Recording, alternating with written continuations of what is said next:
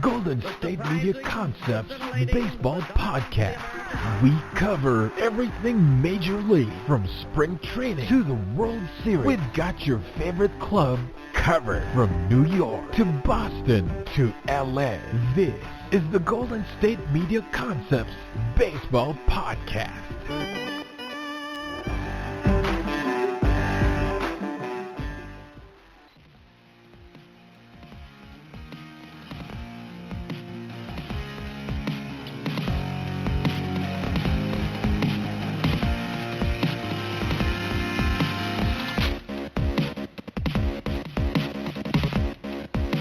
Hello everyone, and welcome back to the GSMC Baseball Podcast, brought to you by the GSMC Podcast Network. I'm your host, Jack Ridenauer, and it's going to be another really awesome show today. Hope everyone enjoyed the weekend and is staying safe. I know for me, I stayed in for most of this weekend. Things are slowly closing up again around here in Pittsburgh. I think there was a new stay-at-home order issued, not exactly sure, but on top of all that, I just didn't want to be out in the cold since this weather is really, taking a sharp turn, but I know it'll be nice this week to be with family for the holiday and to enjoy some downtime for a few days. And who knows, there might be some Major League Baseball news that comes about in the next couple days. You never know, especially in the off season. But getting into the episode for today, there's been some stuff going on in the league recently, nothing too crazy. I'll have some rankings to discuss as well, a fun last segment also, so that I'll, again, mention momentarily. But I want to first get right into some baseball news and things that have been going on around the league the last few days and mention any latest developments in the MLB. After mentioning any and all news, I'll get into a ranking of my top hitters from this past season and mention which players I felt were the best hitters in the league in 2020. I'll then get into naming each team in the NL East's most valuable player and the player that they would not want to see walk in free agency if they were to become free agents, or in a trade if they were to be offered up in a trade. And be sure to stick around for the final few minutes of the show today, as I will get into a really fun new topic where I will pick out the best promotional events from the last 5, 6, 7 years or so in the minor leagues and mention what those events were and how the MLB might start incorporating new fun promotional events with them now taking full control over the minor leagues. So a lot of stuff going on today, a really fun last segment. I can't wait to get to that one.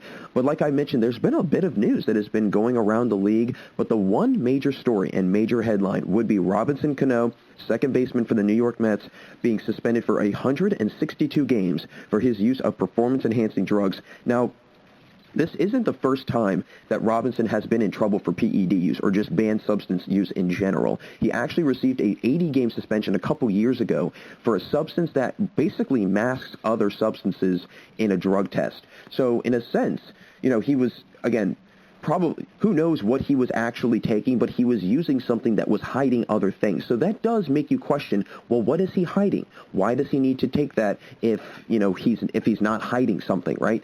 So again, but Robinson Cano, for the most part, he's been an incredible player his entire career. I mean, an 8-time All-Star. He was very successful with the Mariners, very successful with the Yankees, now pretty successful with the Mets, but again, running into a little bit of trouble. And now this is very interesting because New York, the Mets at least, have been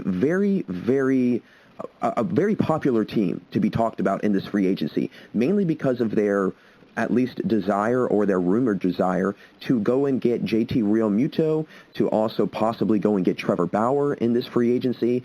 But now things might start to shake up a little bit over at the second base position because, again, Cano is out for an entire year. So he's missing all of 2021 season if there is a whole full 162-game season, which I believe there is as of right now.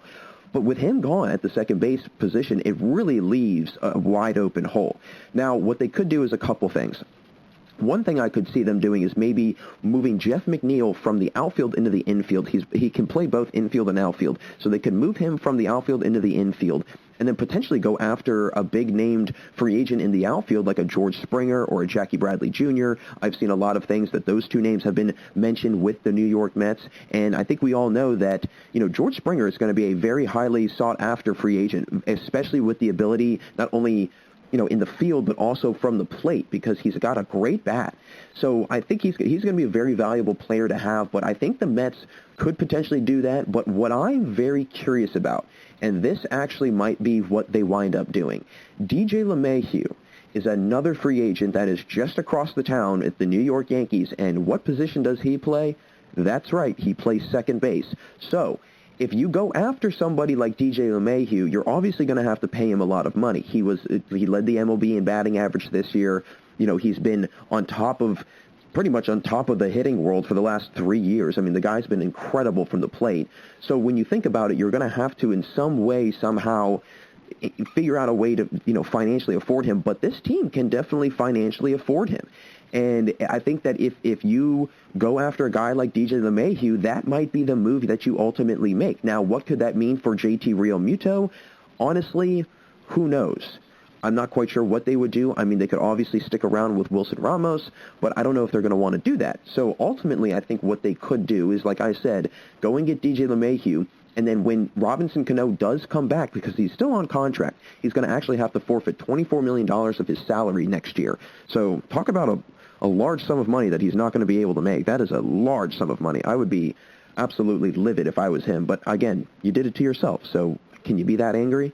But on top of it, I think what they could do is when he comes back and they keep LeMahieu, if they were to go get him at second base, they could move Cano over to a DH position if the DH were to stay universal in the MLB. So as a result, now you've got the best of both worlds. Honestly, you still have that great hitting from Robinson Cano, but you've also got, the great hitting from DJ LeMahieu. You also have the fielding from DJ LeMahieu. So there's a lot of different things that could go on. There's a lot of different moving pieces, but I definitely think that there are options now. And this could be a blessing in disguise. Who knows? They go after somebody like a LeMahieu, and that's the one thing that the tipping point for this Mets team, that they're able to kind of take themselves to the next level, which I've clearly seen in the last couple of years. They have made some major adjustments, and they've made some major additions as well.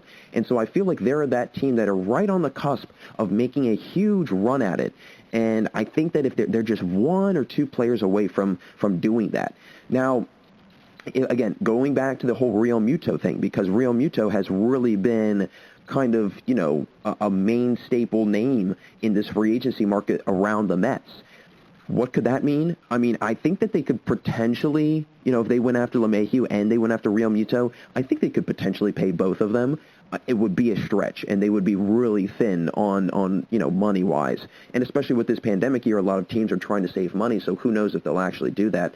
But I just ultimately, I think that this is actually some way, somehow, a blessing in disguise for the Mets. They're able to kind of capitalize on this, and if they can go and get a really good free agent, they can free up a little bit of salary this year without having to pay Robinson Cano $24 million, then I think that, it would be very interesting to see what they do. I think they could either go for LeMahieu or their second option, move McNeil over to second and go get a really good outfielder. I know that Jackie Bradley Jr. would be probably the best bet for defensive side of the ball, but I don't think that, all around he's going to do the damage that George Springer would do. George Springer can also hit.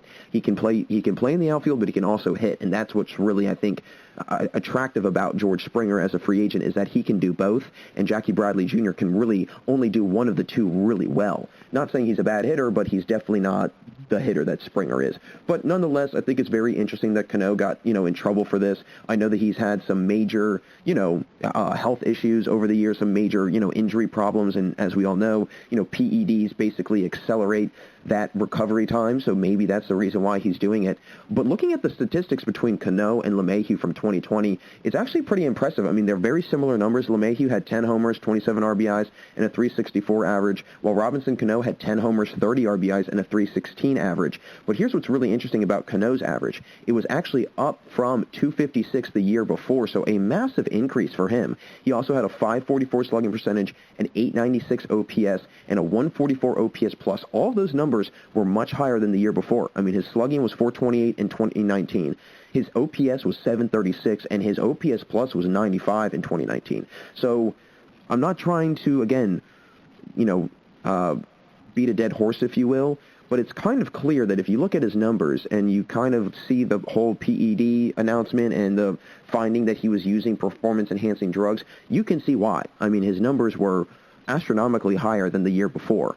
So I can see why it might have tipped off somebody, or it might have made some sort of, notion that he might be doing it. Who knows? But LeMahieu's the same way. His numbers were all up. Now, they're not as drastically up as Cano's were. From 2019 LeMahieu's average was 327, and then in 2020 is 364. And then his slugging from 2019 was 518. His slugging in 2020 was 590. So again, the numbers were still an increase for LeMahieu. And no matter what, I mean, think about having both of those numbers, both of those guys on the same team. I mean, talk about, I mean that's an impressive amount of offense right there. So I think this is going to be a very interesting move. Whatever the Mets might wind up doing, I'm really excited to see what they do, because ultimately, whatever they do, it could potentially have a trickle down effect on other teams. It could affect how other teams are going to go in their free agency. Real Muto might actually wind up on another team that was not really talked about before. Who knows?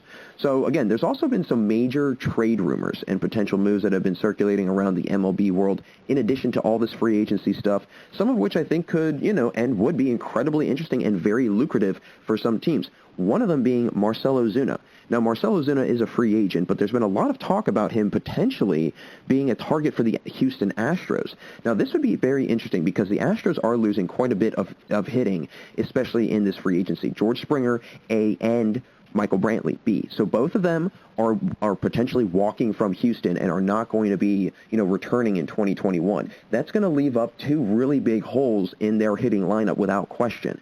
So what do they do if they go after Marcell Ozuna? That's a very good question, because they're going to have Yordan Alvarez back at the DH next year from surgery. So the question will be, if they go after Ozuna, are they okay with playing Ozuna in the field? Because this past year, he didn't really play in the field. I mean, he was a DH guy. He had, I think it was somewhere around 9 to maybe 10 games in the field. So about 1/6 of the games this year he played in the field. So, I mean, a small percentage-wise of games that were actually played, outside of the DH position by Ozuna. Now, his fielding is not that bad. I mean, I think some people, and I do kind of fall in this category sometimes, I don't realize that he's actually been a pretty decent fielder. He was a Gold Glover in 2017, but last year he was -4 in defensive runs saved, and he has a career 98 field percentage, which, again, is pretty solid, but having a minus in defensive runs from last year, not very good. And he was also below the position average last year in fielding percentage for outfielders. So for the most part, recently he has not been a great fielder. He's not really put up the numbers that he's done in the past. But I think that ultimately it would be very interesting to see him in an Astros uniform. And I definitely think that he would be a huge addition for them, without question. I mean, how could he not be a massive addition for anybody, right? I mean, the guy had a career year, batted .338. He had 20 home runs, 56 RBIs, something like that. So clearly he can do a lot of damage from the plate if he's just strictly working from the plate. So again, I'm very excited to see what kind of unfolds with Ozuna over in Houston if he does wind up there. Again, another team that has been really kind of a major destination and a very popular destination, I should say, for Ozuna is the Chicago White Sox. And I mean, think about that. I mean, you've got Jimenez, Abreu, and Ozuna. Talk about a big three. I mean, that would be scary. I mean, that would be hard for any hitter, or any pitcher to try and get out of. But again, wherever he winds up, like I said, he's going to be a massive addition for them. Now, going back to JT Realmuto, this is also very interesting because recently the Nationals have now entered the conversation for getting JT Realmuto. So again, with things going on with the Mets, that trickle-down effect could be happening.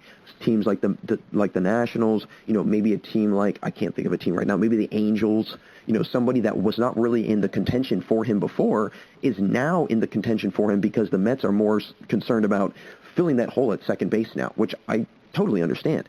But if you think about it, bringing in Realmuto, he would definitely add balance to the lineup. I mean, right now you've got Juan Soto and Trey Turner that are really doing a lot of the damage. So adding Realmuto, it's going to make pitchers take a little bit of the attention away from guys like Turner and Soto, especially Soto. I mean, Soto led the MLB this year in on-base percentage, OPS, and slugging percentage. So clearly the guy was on a tear the entire year. And I think a lot of, pitchers have made note of that and are paying attention to that, and I think are going to start really honing in on Soto. But if they bring in Realmuto, I think that's where they can start to see a little bit of, again, balance. They can really start to spread themselves out through an entire 9-man lineup. And not to mention, with, Kurt Suzuki going to free agency and Yan Gomes getting a little bit older, this would work perfectly. I mean, for the most part, Gomes should probably start making his way into a backup role right now. He's 33, 34. He's only going to get older. So as a result, even though he had a good year, and that's the thing. I think that would be kind of the quandary that they would run into is, what do we do with Gomes, who did play very well in 2020? I mean, he batted .284. He had 4 homers, 13 RBIs. He had a .468 slugging percentage, .787 OPS, and his OPS plus was 107. So clearly the guy had a very good numbers. And the same thing with Kurt Suzuki. Now, Suzuki is going to walk. He is in free agency right now. He had 2 homers and 17 RBIs in 2020. He had a .270 average, and he also had a .745 OPS. So, nothing like Yan Gomes, but something very similar. And if you're having 2 catchers that are batting above .270, something is going on correctly in Washington. Now, you bring in a guy like Real Muto, who had 11 homers, 32 RBIs, he had a .491 slugging percentage, he had a .123 OPS plus, .266 average, but for the most part, everything else is higher than Suzuki and Gomes. That's definitely going to be a big add for, whomever it's going to be. But I think that, again, if they can go after Real Muto, I think it's going to shake up a lot of things in the NL East, A, and B, I mean, this Nationals team is just going to become more versatile. And not to mention, they're going to be able to have a catcher and a guy behind the plate that is a threat from the plate. And that's something that they really haven't seen and really haven't had. I mean, sure, at one point or another, they had Pudge Rodriguez, the very infamous, famous, Hall of Fame catcher for the Detroit Tigers for so many years. But he was at the tail end of his career. He was not really the same Pudge Rodriguez from years before. And now you've got Suzuki. Well, you had Suzuki, and you have Gomes. So you've got 2 guys that, sure, Suzuki has been successful in his career. I believe Gomes was an all-star one year. So you've got guys that they've been at the top of their game before.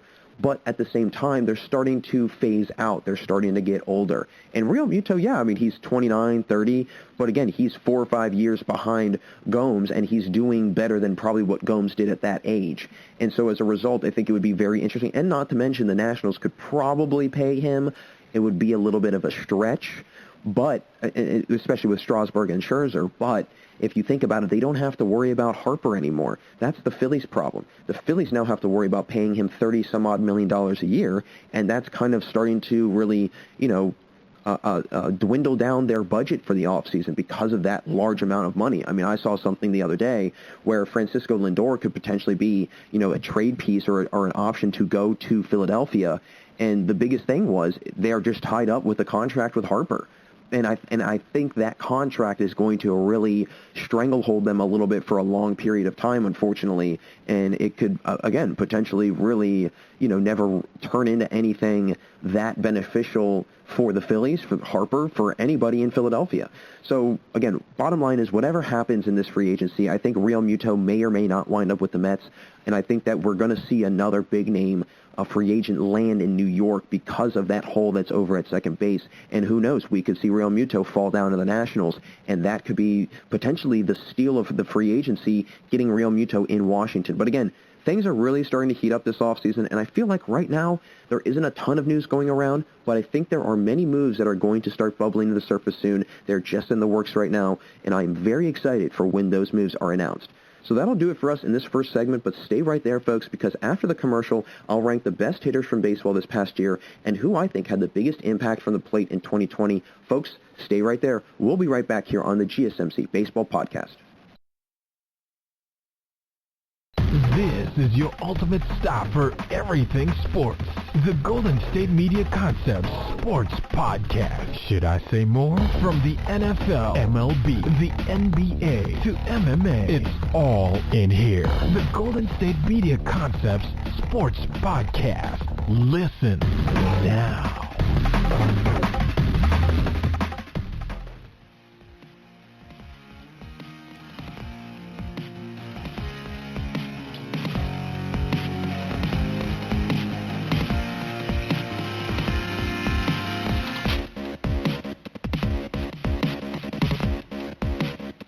Welcome back to the GSMC Baseball Podcast. Jack Ridenour with you all, and in our first segment, I got into the latest news that's been going around the league lately and what all has transpired over the last few days.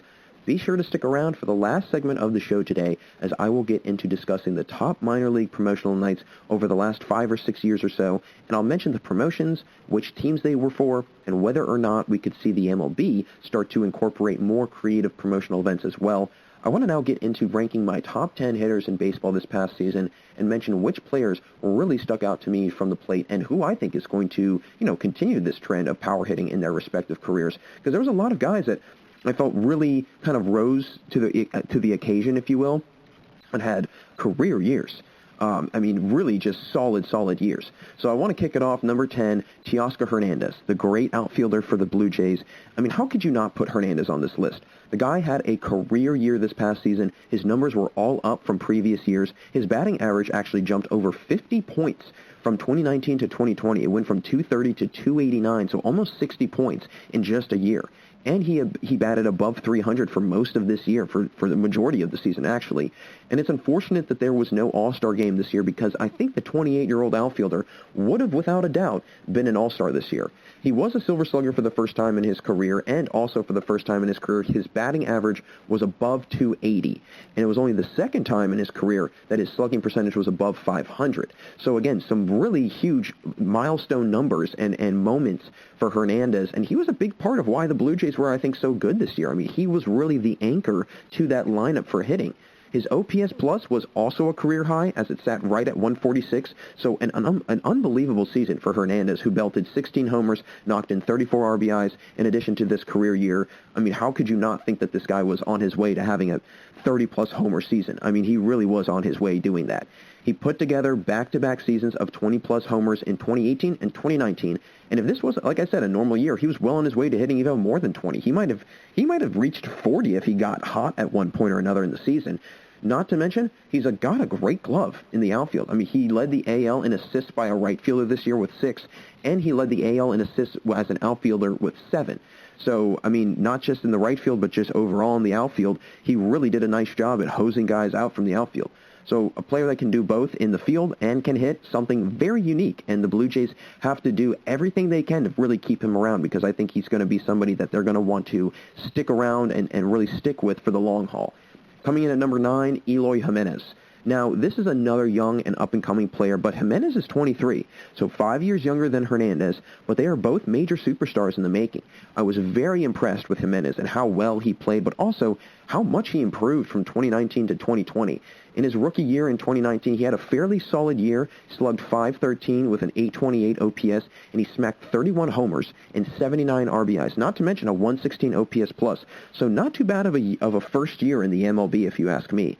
But what he did last year was pretty much doubled up this year, as he batted .296, which was 30 points higher from last year. He slugged .559 and a 140 OPS plus, so a major improvement overall from one year to the next. I think that Jimenez is a part of something very special happening in Chicago. Honestly, I think he was a major part in a lot of the success that Chicago's had.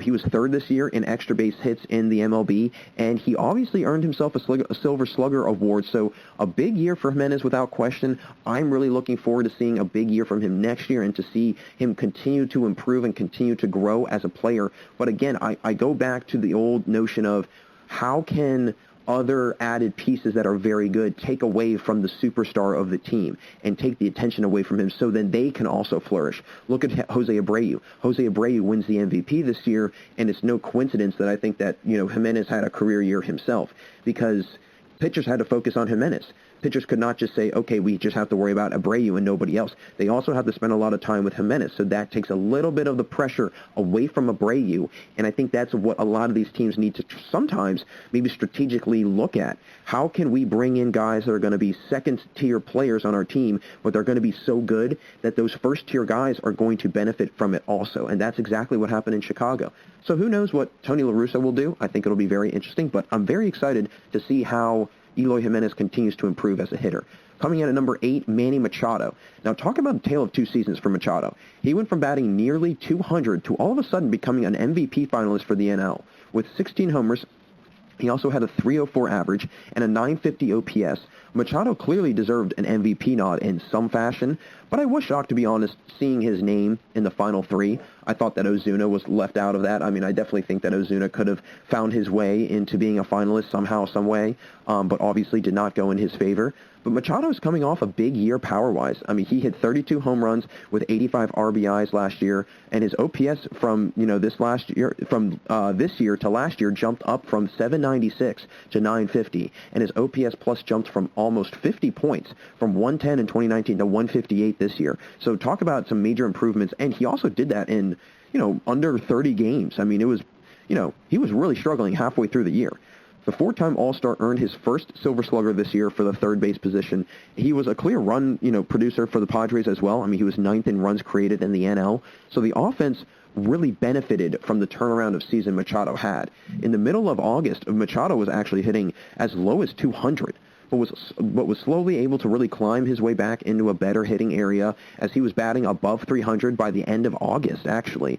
After the average dipped to 200, I mean, he went on a 12-game hitting streak. So his average hit the Mendoza line, and then all of a sudden a 12-game hitting streak ensues, and you're like, whoa, this guy is back. This guy's put himself into a new conversation. It is no longer struggling Manny. It is power hitting Manny right now. And he had 5 consecutive games. This was also very interesting. After that last game that his average dipped to 200, he had 5 consecutive games of 2 or more hits. So that is what seemed to really, I think, wake Manny Machado up and really got him back into a better rhythm. September seemed to be a much better month as well, as his average never dipped below 295. So it just seemed to be a slow warm-up for Machado, but eventually he was able to get into full stride. And I think that, this Padres team is going to be sitting pretty for many years, especially if they can keep Machado and Tatis and Cronenworth and all these guys around for a long time. They can really do, I think, some serious damage. Coming in at number 7, the reigning AL batting champ from the Chicago White Sox, Tim Anderson. And again, he was back at it again, the reigning batting champ. I mean, he batted well above 300 this past year. He was a few points below what he hit last year, but he was still in the game, general. I mean, he was still in the same general area as he was a year ago.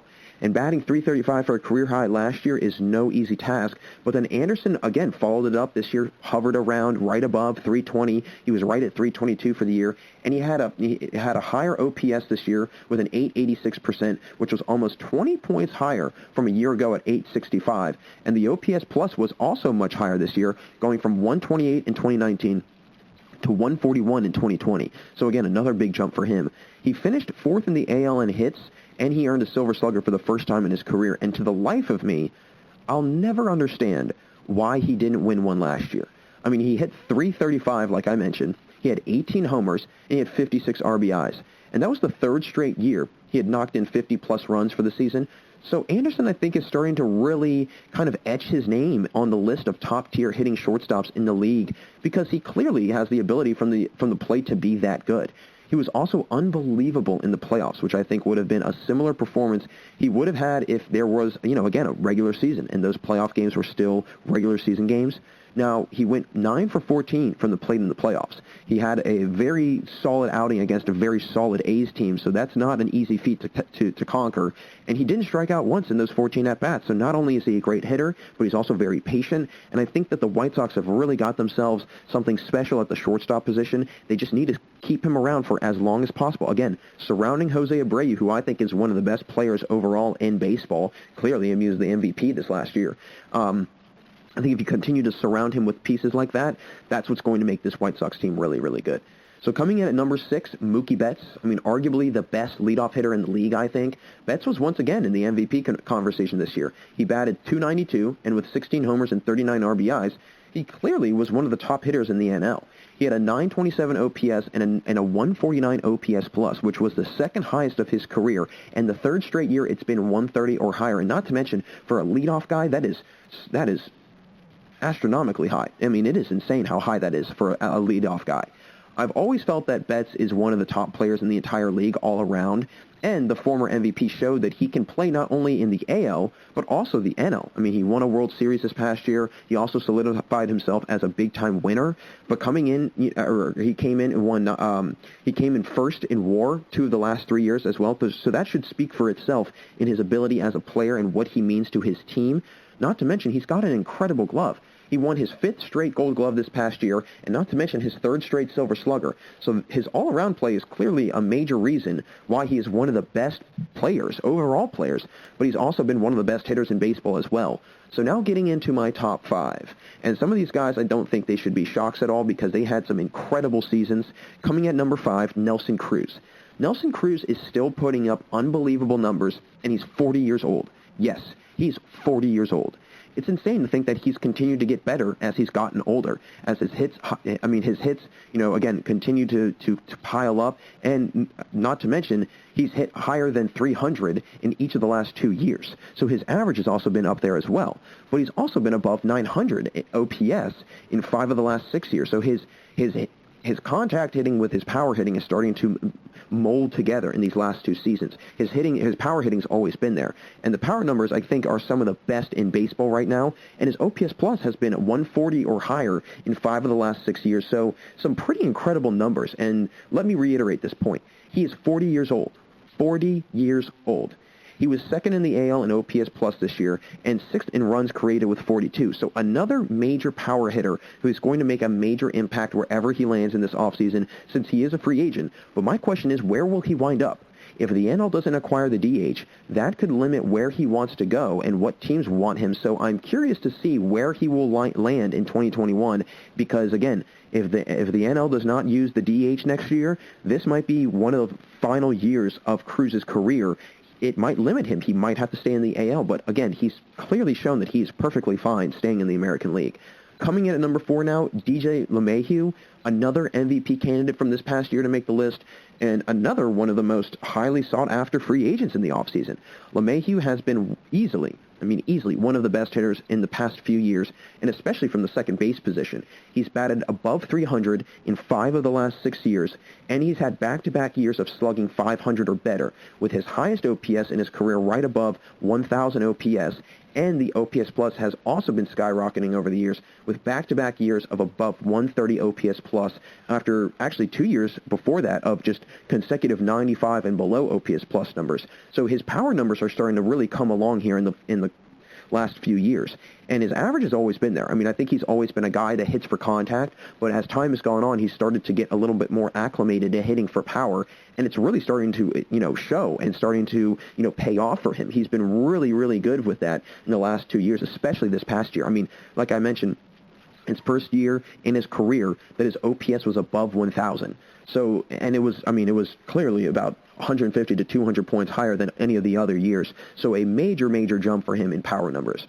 He's another guy in this market that is going to be, and is going to, I think, really get a huge contract. He's going to be very, very popular to try and go after. And he led if you lead the league in average with a 364 average, there's no question that he's going to be somebody that is definitely a very popular name and somebody that is going to be a major target for a lot of teams in this free agency.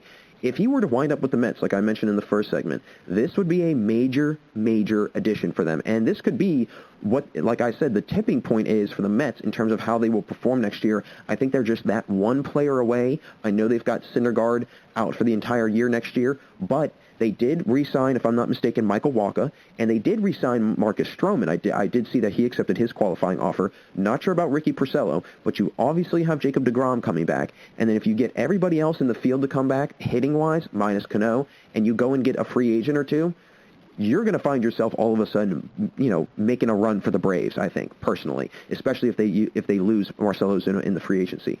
And speaking of Marcell Ozuna, coming in at number 3, the power hitter from the Braves this past season, Marcell Ozuna, and once again, another very popular name in free agency, and he had an unbelievable year. He was one of my favorite players to watch, and he really had a career year, like many of the guys on this list.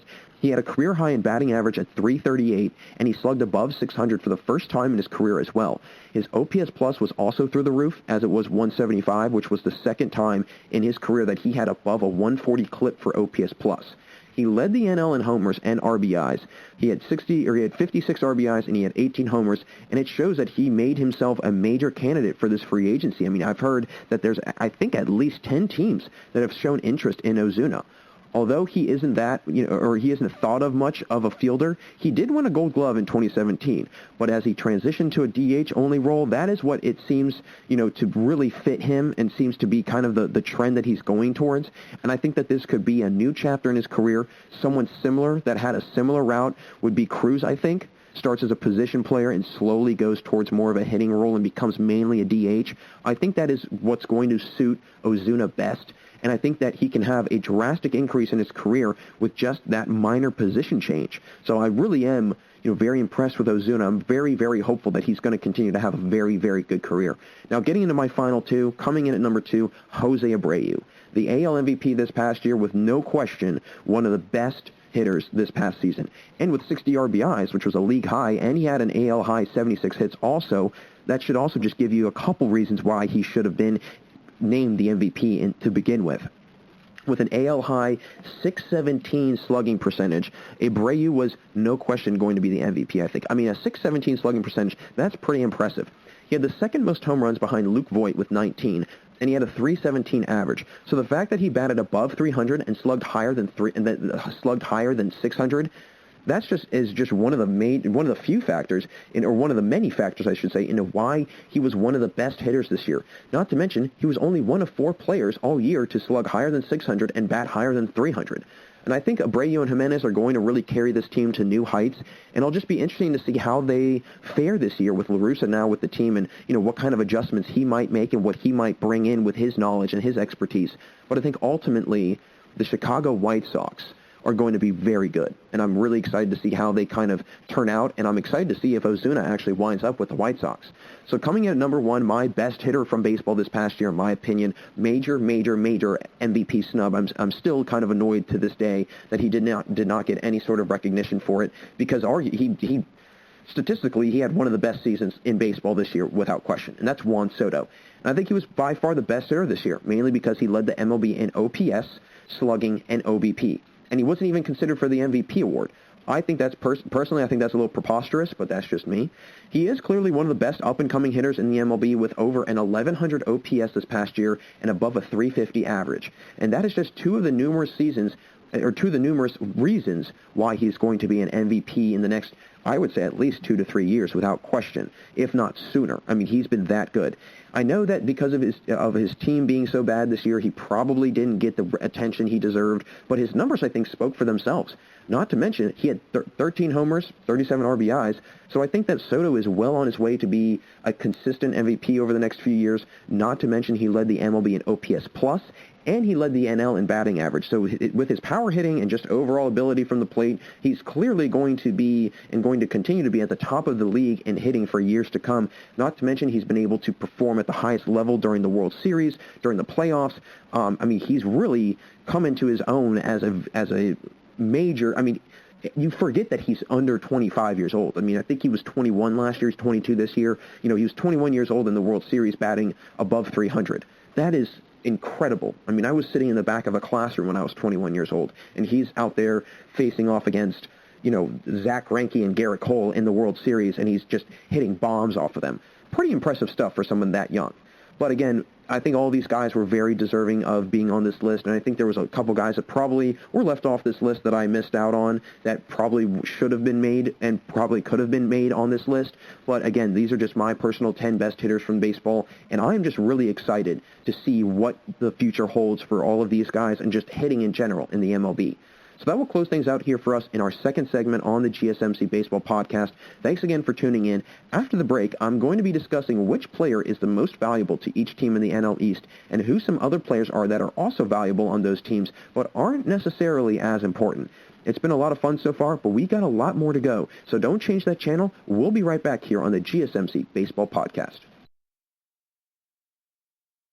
Tired of searching the vast jungle of podcasts? Now listen close and hear this out. There's a podcast network that covers just about everything that you've been searching. Hey! The Golden State Media Concepts Podcast Network is here. Nothing less than a podcast bliss with endless hours of podcast coverage. From news, sports, music, fashion, cooking, entertainment, fantasy, football, and so much more. So stop lurking around and go straight out to the Golden State Media Concepts Podcast Network. Guaranteed to fill that podcast itch. Whatever it may be, visit us at www.gsmcpodcast.com. Follow us on Facebook and Twitter, and download us on iTunes, SoundCloud, and Google Play.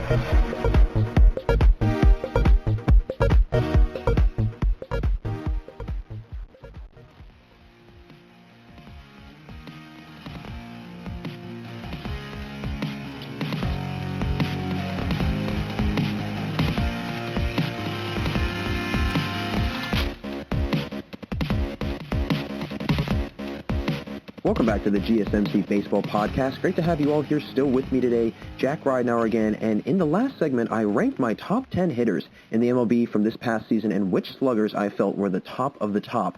I want to now mention which players on each NL East team are the most valuable to their respective rosters and which players these teams could absolutely not afford to lose. The NL East was a semi-down division this year. I mean, 3 of the 5 teams finished below 500, and one of those teams who finished above 500 was the Marlins, shockingly enough. But there are some players on each team that I think are so valuable that their teams could never get rid of them. So I'm going to start it off with none other than the Miami Marlins, and that player that I don't think they could ever get rid of, Sixto Sanchez. And in all honesty, the Marlins got incredibly lucky because the Phillies threw a bunch at the Marlins to acquire Real Muto a few years ago, and one of those prospects that they decided to give up was Sanchez. Now, Sanchez had an interesting journey to the MLB. He never played higher than A-ball in the minors. He threw a .50 ERA while in the minors and was immediately called up to the majors. And in his first year in the majors, he went 3-2 in 7 starts with a 3.46 ERA and had 33 Ks and to only 11 walks. So a 3-to-1 K to walk ratio as a 21-year-old who pumps 100 miles an hour with ease. I mean, that's pretty scary if you ask me, especially if, for opposing batters, that would be no easy task to take down. I think he is the type of player that you can build around, and if they are able to draft correctly the next few years and maybe make a couple off-season moves, I know they acquired Starling Marte in the trade deadline, so they did go after some offense. I think this could be a team that, we see make a little bit more noise in the next few years, and not to mention, he was incredibly composed this year during the first playoff start. He had 5 scoreless innings, 6 Ks, and 2 walks while beating the infamous Chicago Cubs. So not too bad. That's a pretty solid start for the first year of a 21-year-old in the MLB. Finishing 7th in the Rookie of the Year voting, I think this is just the beginning for a big career from Sixto Sanchez. I really like the way he played, and not to mention, it's the fearlessness that you see in some of these guys. They just go in and they seem to not really worry about who their opposing batter is going to be or who they're going to be going up against. I mean, it was pretty impressive. They're going up against the Cubs, and you kind of start to see a little bit of maturity really start to form over and over, throughout the entire year. And that's what Sanchez possesses, I think. He's got a maturity level about him. And like I said, he never went to AA. He never went to AAA. He went right from single A up to the majors. And that's something that you also don't hear very much about. I mean, that big of a jump and having that big of an improvement, that's something that you don't see a whole lot. But there's some other players that I don't think that they could afford to lose, but in all honesty, if they did lose them, it would not be that bad. One of them is Starling Marte. They did acquire him during that trade deadline. He batted .245. He had a .353 on-base percentage. He slugged .500. He had an .853 OPS. He had 4 homers and 13 RBIs. He did not play great when he got to the Marlins. I mean, when he was with the Diamondbacks, he was really good. I mean, he was batting above 600 or 360 actually at one point or another. So his numbers were very good. But then when he comes to Miami, a little bit of a down, turn for him a little bit.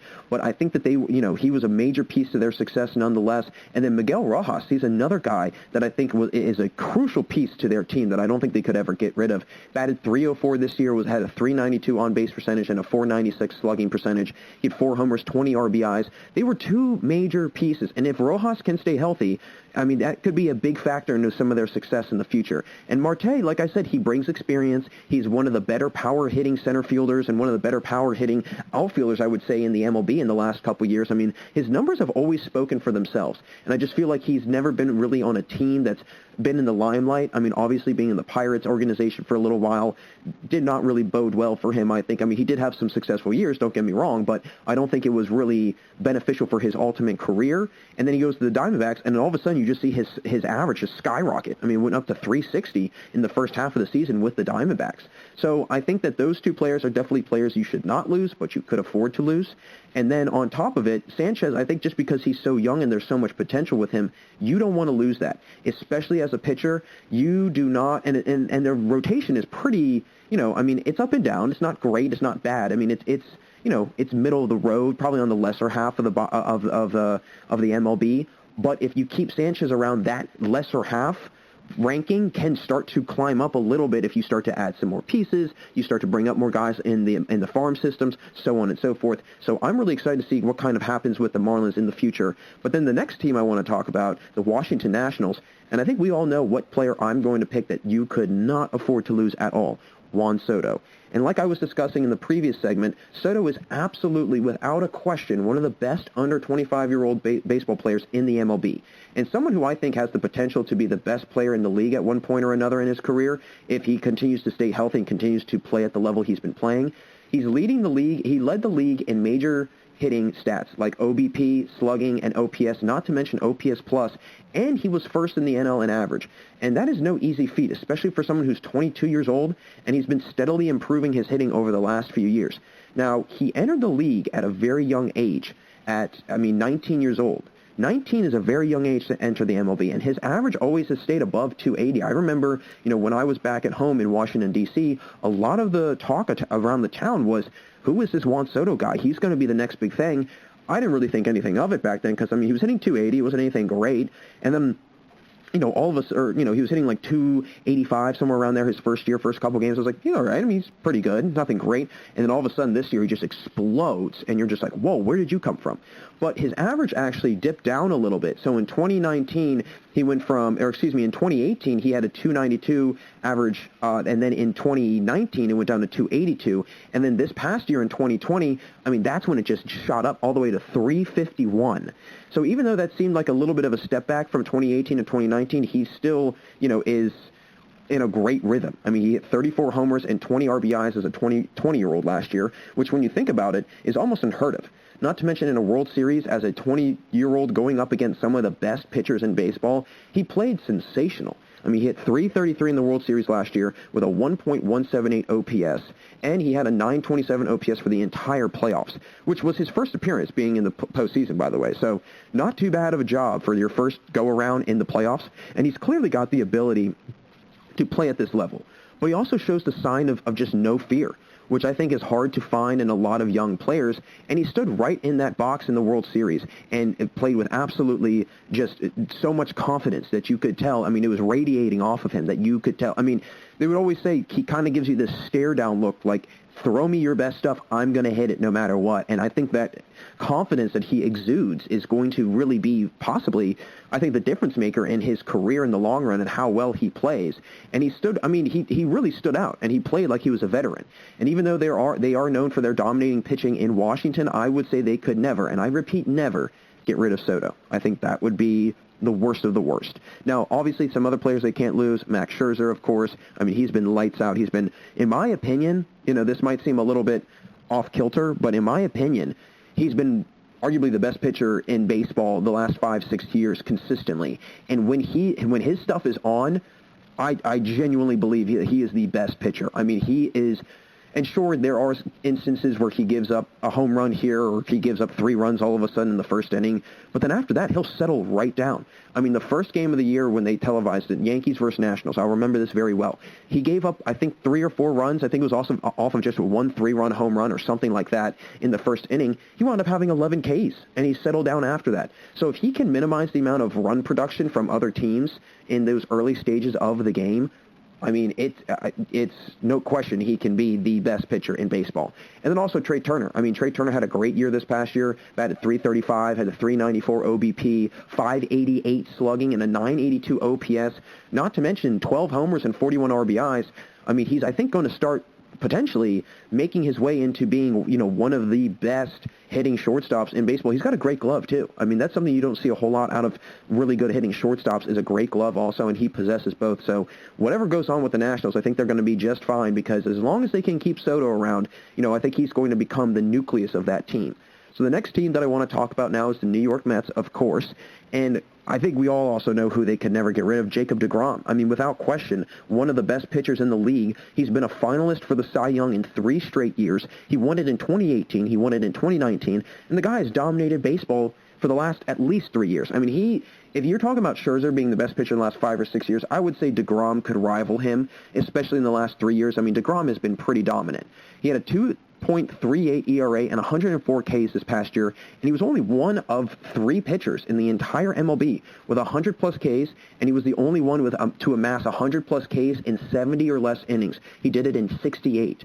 So when you think about that pace, it's no wonder the Mets, I think, should do everything they can to keep him in a Mets uniform for as long as possible, because he's been that efficient and he's been that good and that dominant. I mean, you look back at some of the games that he's had in this past year at least, and he's throwing 10, 11 strikeout outings on consecutive starts too. On, a start here and then the next start is doing the same thing, and then the next start it might be 8 Ks, but he's still going 4 or 5 innings. So a lot of outs being caused by him in that little of time, again, that's a pretty clear sign that you've got something special. He led the NL in Ks in the last 2 years as well, and he led the entire MLB in ERA in 2018. His first Cy Young winning year, he had a below 2 ERA. I mean, he was untouchable that year. I believe it was about a 1.71 ERA, so pretty staggering number. And this was the first year his WAR was actually below 3, so something uncharacteristic of him, but he still dominated. I mean, with an NL high 13.76 Ks per inning, per 9 innings, and an impressive number to say the least, and a great showing of his high volume of strikeouts he's capable of. If the Mets go after another big free agent this year, like Trevor Bauer, that could mean serious trouble for other teams in the East and the entire NL, because that would be probably one of the scariest 1-2 combos that you could think of. What my question is, what will this rotation look like when Syndergaard comes back from injury? Because you could make some argument, when healthy, they can go toe-to-toe with anyone in regards to lineup and top-tier starting pitching duos in baseball. Syndergaard and deGrom, obviously Syndergaard is not nearly as good as deGrom's been, but Syndergaard is still, in his own right, very good. And I think that if deGrom can stay long-term, they go after some serious talent in the free agent market and try to build their team for the future, they could be a major threat in the NL. Now, there's a couple other players that I think they could obviously not lose. I mean, you don't want to get rid of Jeff McNeil or Pete Alonso. Pete Alonso's, 2 years removed or a year removed from hitting 50-plus home runs as a rookie, so you definitely don't want to lose that. Jeff McNeil is one of the most versatile players, both in the field, been both in the infield and in the outfield. He's got a great bat with him, too. So 2 guys you do not want to lose, and if they can go after a big free agent, I think that's going to be the somewhat tipping point for this team in the long run.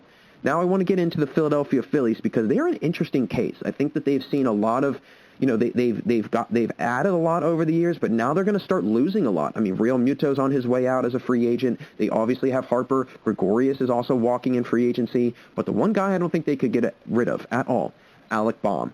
I mean, he's one of the bright stars in the league, a finalist for the Rookie of the Year. Bohm exploded onto the scene this year without question. I mean, he had a .338 batting average, and he had an .881 OPS in 44 games this year. And as a 23-year-old rookie, that's not bad at all. Actually, an incredibly promising sign, since his Phillies team is losing Gregorius, like I mentioned, and Real Muto, most likely to free agency.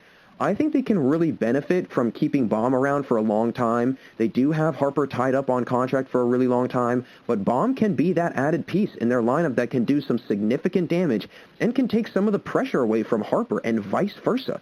In all honesty, I think that's kind of the big thing that I keep mentioning. If you can get a guy that can take that pressure off the main piece of that team, it's going to make everything run smoothly for the rest of the season. He had the third highest WPA, which is win probability added, meaning his team's winning percentage to win increased by a certain amount when he came into the game or was a factor in the game in some sort of fashion. So being third in the whole league in that stat as a rookie, that shows how important he is to his team and the impact he has on the team when he enters the game as well. I mean, again, as a 24, 25-year-old rookie, 23-year-old rookie, somewhere in that general area, he might be 26, but again, still has a lifetime ahead of him for professional baseball, and I think he's got a very high ceiling overall.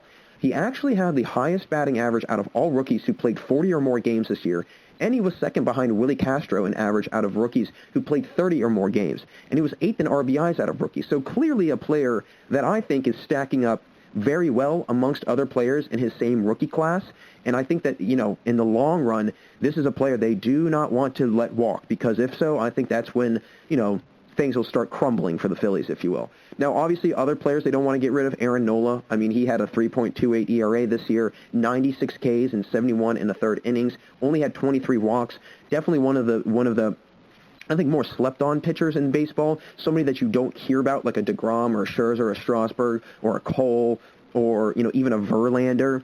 No, Aaron Nola is that kind of top-tier, second-tier pitcher, I would say. I don't know if you would really classify him in that first tier quite yet. Maybe in a couple years, but I don't think he's there quite yet. But again, he's somebody you don't want to see go. And then obviously Rhys Hoskins. I mean, he was, again, a year removed from having an incredible rookie year himself, just like Baum had. And this past year, again, a little bit of a down year. I mean, average-wise, 245, but he had 10 homers, 26 RBIs. He had a 503 slugging percentage, 887 OPS, 137 OPS plus. So that power in his bat is very crucial to have. And I think that's what ultimately, if they can keep Hoskins and they can keep Baum around and they can have that pitching nucleus with Nola, this Phillies team does have the pieces to be good. I just think it's a matter of them bringing in the right guys from free agency and also just putting together the right pieces to this puzzle, because I think if it's put together correctly, they've got a pretty solid team across the board. Not to mention you've got Bryce Harper on contract for pretty much the rest of his career. So the last team that I want to get into, obviously the Atlanta Braves, the NL East champions of this past year, made it to the NLCS, had a great playoff run. And the player they can't lose is Ronald Acuna Jr. And I think that is a clear sign, a foregone conclusion in my opinion. Another young star in the making that is really starting to take hold of the player he's becoming. And Acuna has been one of the best since he entered the league, and especially amongst players that are between 20 and 25 years old. He had a career year last year with 41 homers and 101 RBIs, and he led the MLB in stolen bases. So adding to the fact that he's a great hitter, he's a great base runner too, and having someone that is that aggressive on the base path is crucial to have in baseball these days, mainly because you're able to set runners up in scoring position and drive in those runs at a higher efficiency, which is a big emphasis in baseball these days. I mean, think about it. How many times have you seen a game where a guy gets on first and all of a sudden he's trying to get moved over, he's trying to steal second, and now he's got, or they've got a runner in scoring position with one out or no outs. And again, that's the big emphasis on baseball, getting guys in scoring position and getting them scored just off of being as efficient as you can from the plate. That is a big emphasis. And I have a strong feeling that Acuna and other guys like Albies are going to be essential to the Braves in the future. And as Freeman and the other veterans kind of start to age out and decline, which doesn't seem to be anytime soon for Freddie Freeman. I mean, he, coming off an MVP year, I think it's clear to say that he might be right in the peak of his career. And, there's no slowing down Freddie Freeman. Acuna and Albies can slowly take the reins of this team. And if you are 21 and putting up 101 RBI seasons with 41 home run numbers, I mean, I wonder what you'll be able to do in 5 to 6 years, right? I mean, that's the big question I have. And this year, he also improved the walk numbers across the board. I mean, he was 6th in the NL in walks, so he's starting to figure out the patience from the plate. Even though he averaged over a strikeout a game, he still was solid with the walk numbers, and it reflected on his on-base percentage since it was a career high, and the first time he was above 400 in OBP. So again, that patience from the plate is definitely the key, I think, to Acuna's long-lasting success, because he is a high strikeout guy, as you would expect with a lot of power hitters. Big swings, they're going to try to swing for the fence. They're going to try to swing for those extra base hits. That's going to mean a higher strikeout rate. And that's exactly, now I wouldn't say that he's got an astronomically high strikeout rate, but he's starting to kind of dwindle that down a little bit and increase the amount of walks that he's got.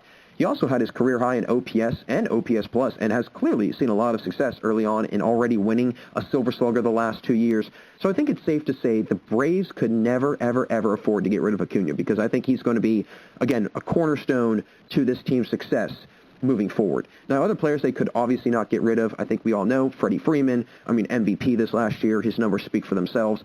Had over an 1,100 OPS, 186 OPS plus. He was lights out all year long. And then Ozzie Albies, he was another guy that was impressive. He had a .466 slugging percentage. He had 6 homers, 19 RBIs. He's another young guy that I think is going to slowly make his way into the conversation as one of the top, young guys again in baseball. And I think having Acuna and Albies in the long run, they're going to be kind of that new face for the Braves in the coming years.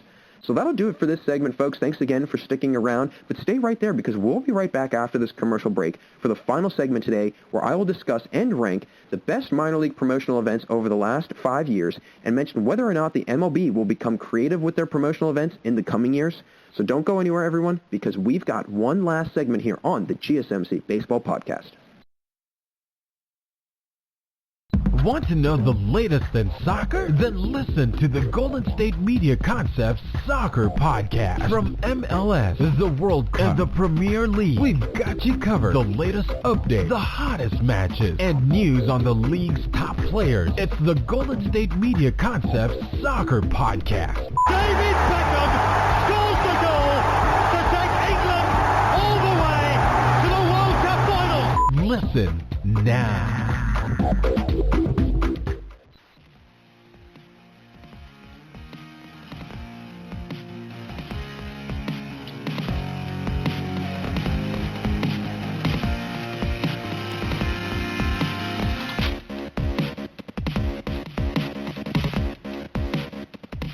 Hey everyone, and welcome back for the final segment here on the GSMC Baseball Podcast. Jack Ridenauer still with you, and in the last segment, I got into ranking my top hitters in baseball this past season and mentioned who the best players from the plate were this past year.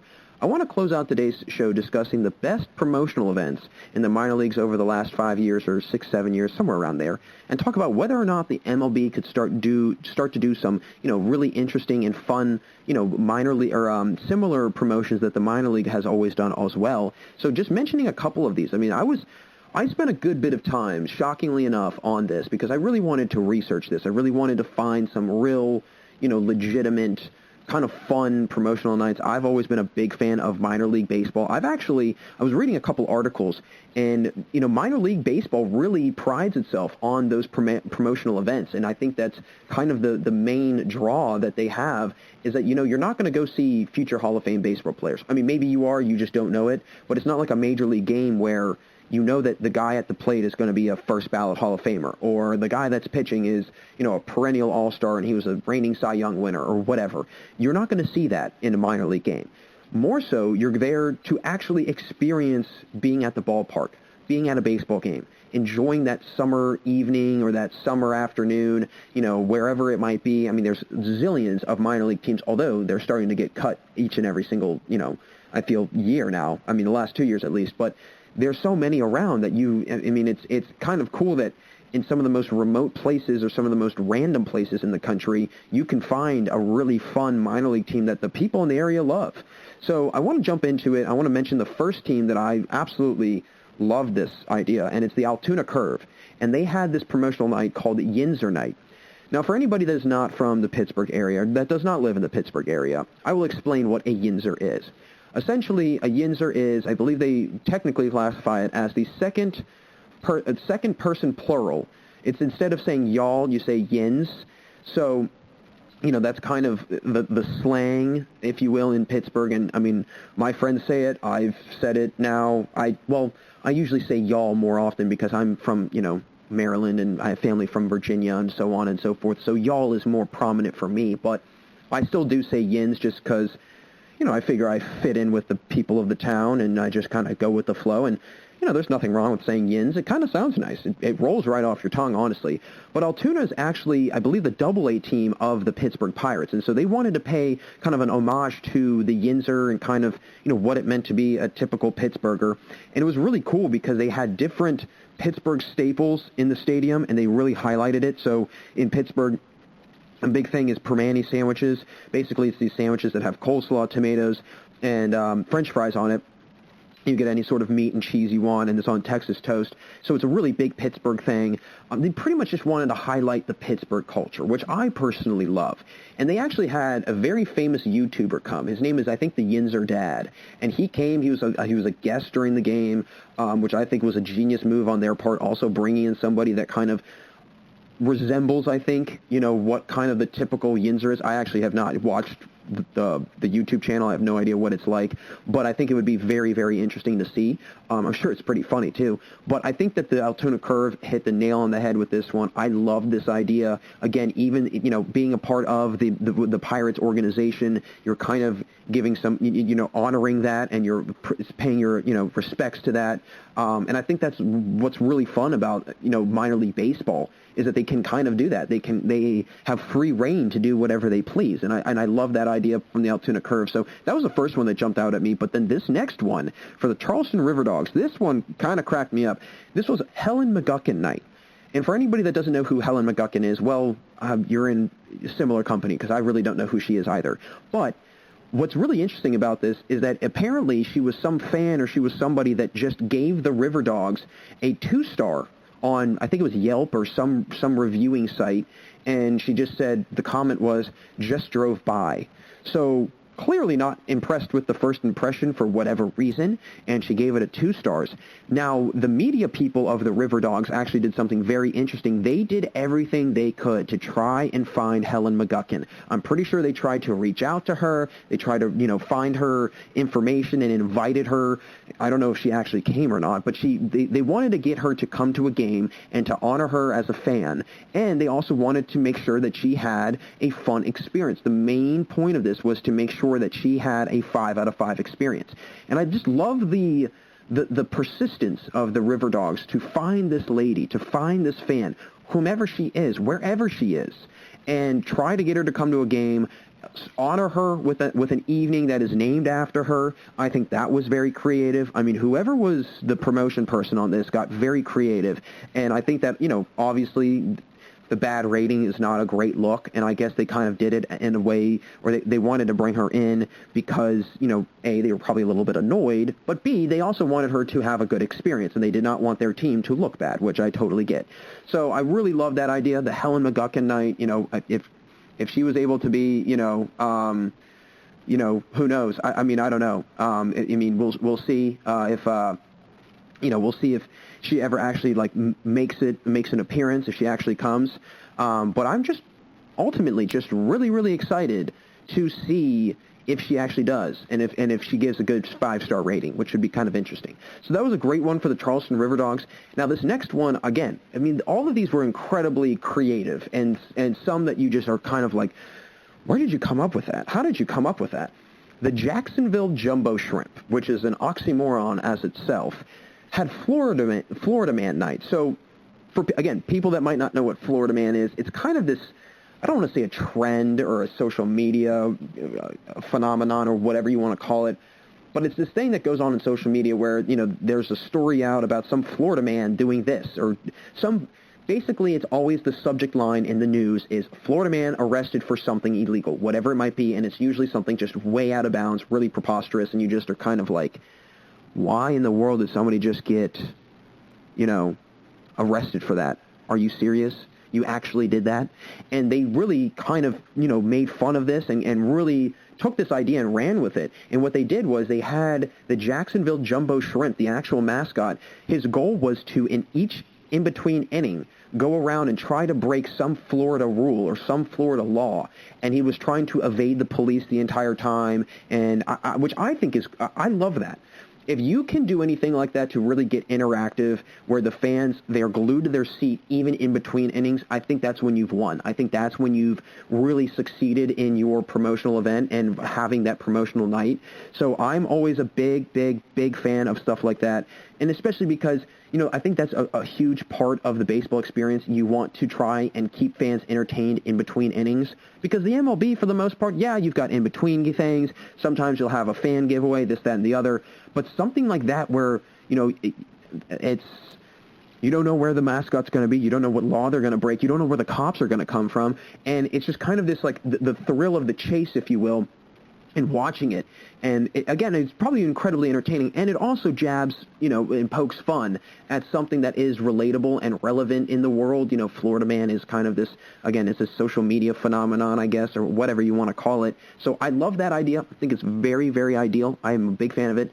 But I'm back with the Altoona Curve for this one, because this is another, I think, genius idea for the Altoona Curve. I'm not quite sure how people really responded to this. I'm sure it was met with a lot of praise, but they had Awful Night for the Altoona Curve. And now when you think of that initially, you're kind of like, why in the world would I want to go to a baseball game on a night that's called Awful Night? That doesn't sound like fun. That sounds awful. Well, this is what they did. They did, the main point of it was to give the worst experience of a ball game. And I guess for whatever reason, people love that idea, I guess because you're creatively trying to make things stink.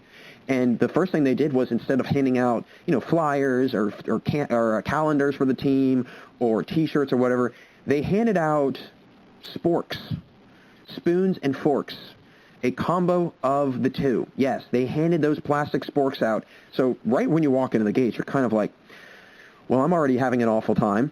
And then throughout the entire game, there's just all sorts of awful things that were done. One of the things that was, jumped out at me was the PA announcements, and the players' names were read completely incorrectly.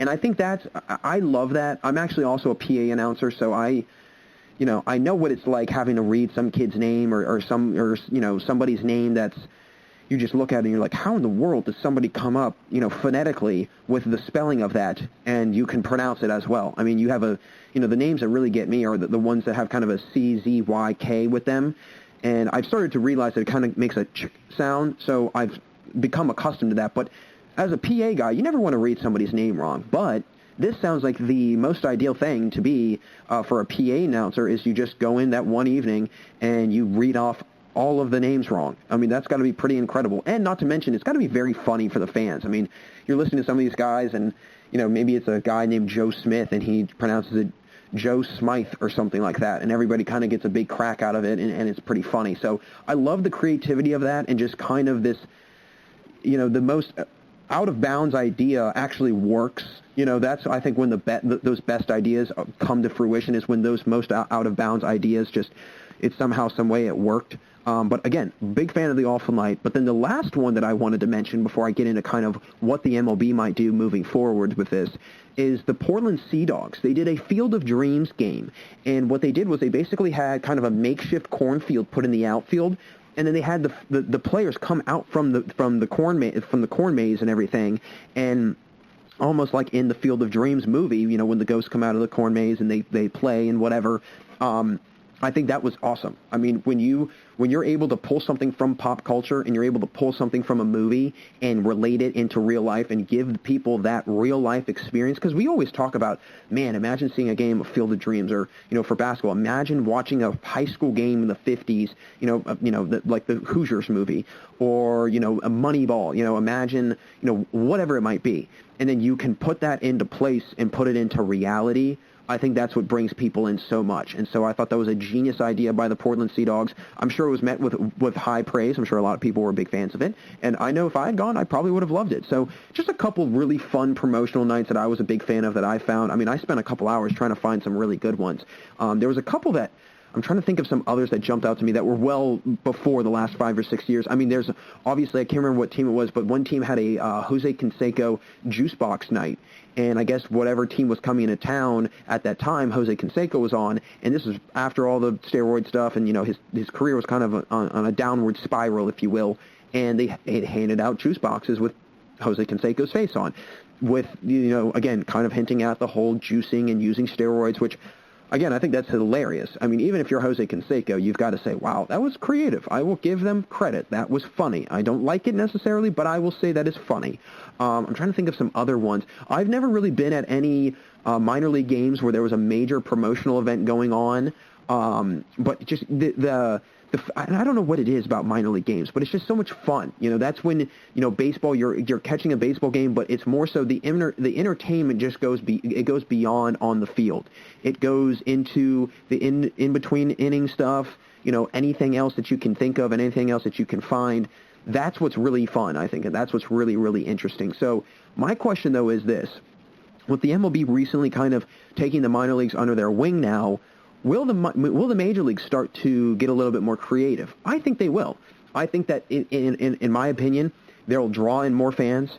People will be more inclined to go. They'll bring in the more casual viewer than they probably did before. And if you think about a team like the Detroit Tigers or the Miami Marlins or the Pittsburgh Pirates, who have clearly struggled in the last couple of years in attendance and the average of attendance. And I think that is something that is very interesting, to say the least, is that if a team is able to bring in some added entertainment in between innings or whatever it might be, or a promotional event that really brings people together, I think that is where you'll see those attendances for those teams start to go up. You'll start to see them increase. So again, I'm just very curious to see how that'll unfold, if that will unfold. I know that, going to Pirates games, I mean, there's sometimes some cool promotional events. I will say they've got some great in-between games. I mean, they'll sometimes take a fan out on the warning track, and there'll be like a projection of a Mario video game along the scoreboard in the outfield, and they have to kind of, and there's these like little things in the ground or whatever, like pipes from the Mario game, and they have to jump over them. They have to jump up and like hit their head as if they're hitting the little square boxes in Mario's to get the coin or whatever the star is or whatever it might be. So I love that. I mean, that's stuff where you can get a fan to get interactive, and it's creative too. I mean, I don't know many other teams that do that. I know with the Nationals, what they do for one of their big promotions when they do the president's race is every time that there's a president's race, they try to highlight whatever the national day is of that day. So one day, they had a National Penny Day, and they had a cardboard cutout penny hiding somewhere. They had Abe Lincoln win, and then he came and found the penny, and it was kind of like it was a big joke. It was kind of funny. And again, if they're able to do that, if they're able to reel in people like that, I think that's where they'll be able to bring in more fans for certain teams. And the teams that already bring in plenty of fans, it's just going to make them stay around even longer. So I hope that one day, if it's not now or if it's not, relatively soon, I hope eventually the MLB kind of takes a little bit of a page out of the playbook for the minor leagues and tries to incorporate some sort of fun, interactive, minor league-esque promotional night at the major league level. Not to mention they've got a huge budget, so they can really get weird with it. They can really get fancy with it, and I think that's, again, the most ideal thing of it all. But again, ultimately, whenever we get back to games, I am so excited to see some cool promotional events, and not to mention to get some free stuff too. So that'll wrap it up for us here today. Thank you again for listening to the GSMC Baseball Podcast, brought to you by the GSMC Podcast Network. I would like to ask that you please remember to subscribe to the show and write a nice review for us. That really helps out. Also, if you can please follow us on Facebook, Twitter, and Instagram, we'd really appreciate that. And as always, thank you so much for joining us today. And as always, have a fantastic day. You've been listening to the Golden State Media Concepts Baseball Podcast, part of the Golden State Media Concepts Podcast Network. You can find this show and others like it at www.gsmcpodcast.com. Download our podcast on iTunes, Stitcher, SoundCloud, and Google Play. Just type in GSMC to find all the shows from the Golden State Media Concepts Podcast Network. From movies to music, from sports to entertainment, and even weird news. You can also follow us on Twitter and on Facebook. Thank you, and we hope you have enjoyed today's program.